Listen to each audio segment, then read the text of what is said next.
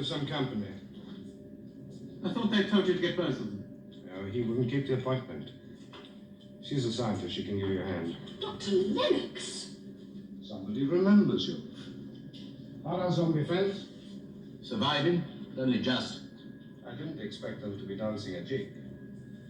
Start making yourself useful. What if I don't? I might just lock you in there with them. I've issued Miss Shaw's description to every police force in the country. Why? You expect us to be wandering the streets?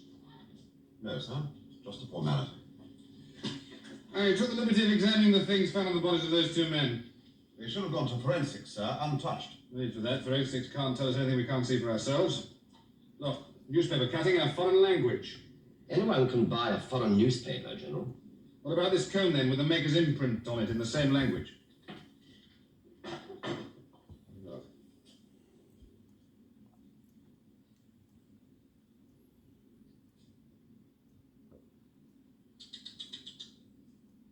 Very remiss of them, keeping this.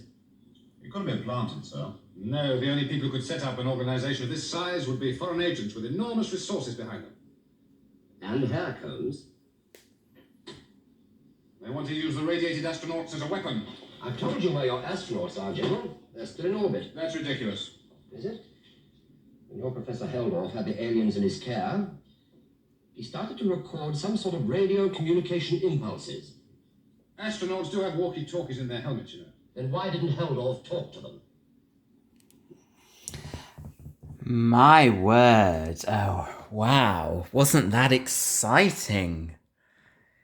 Goodness. The Ambassadors of Death.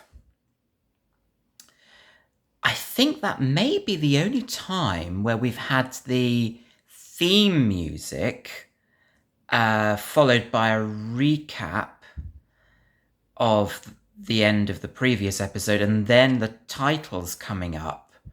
I can't recall another story where that happens. There's something very special about this season, and it's difficult to put your finger on precisely what it is. I think the 7-episode format is a challenging one for a lot of people, but what I particularly like about it is that there's so much more time than you get nowadays for character development, plot development, just simple discussions between characters which maybe seem trifling irrelevant, but they seem to add something to the story. And I think that's what I like about this one in particular.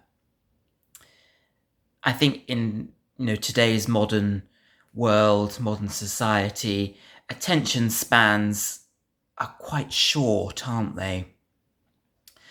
And when you think about it, back in the 1970s or 1970 when this was broadcast, this story would have taken place over the course of nearly 2 months, which is a considerable time. It's a different way of storytelling that they had back then, which I personally find very appealing. And I thought Caroline John was spectacular there. Terribly dramatic. And again, great to see this companion taking a real stance and holding her own ground. Wonderful. And the whole atmosphere that John Pertwee adds to the series is just outstanding, really. Yeah, dear John. John and the Brig. Does it get any better, really?